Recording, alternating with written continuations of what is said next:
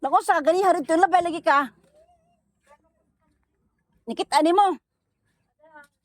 Minum kaya sa timba mo. Nan ako sabay sa byuda guys, naabot nako. Tawar ba? Naabot ako sabay sa byuda guys. Karon, lugay na po kumauli na kay magchika-chika na po may ginagmay. Uy, wala lang talaga kayong kaalam-alam, no? Naon sa man? Kalam-alam sa unsa? Martis na dis. Kung Ha? kung hindi nakiusap si Amy Marcos, Imi bar? natatakot na si Amy Marcos kasi Sino oy kinsa na siya? kapatid ni Bongbong Marcos. Ah, Imi Marcos? Ito sa babay guys.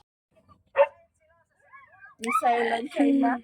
Ligsag balita guys, kakaiba dun mi kini ko dahag balita oy.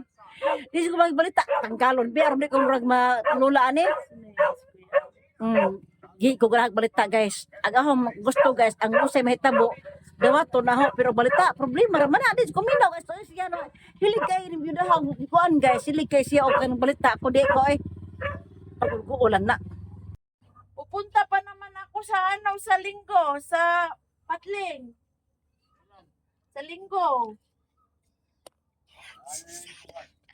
Chan charara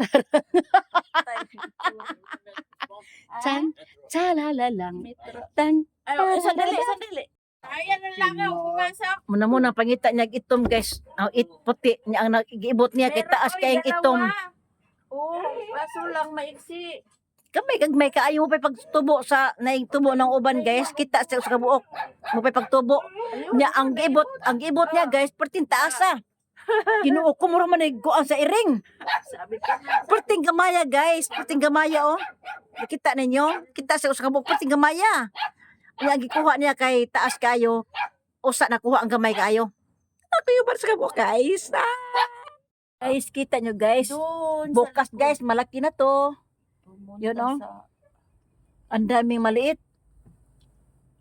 Dito talaga guys. Sa bakuran lang niya, bakuran niya guys. Matawa ako Mabubuhay nung ka na isang kasi maraming bulugan. ubay. Gulay guys. Sa kanya. Mm. Kasi yung itlog niya perte kahaba. Tapos nung tumakbo siya, yung itlog niya gumaganyan dito. Nagpingki-pingki. Tawa ako, mulan.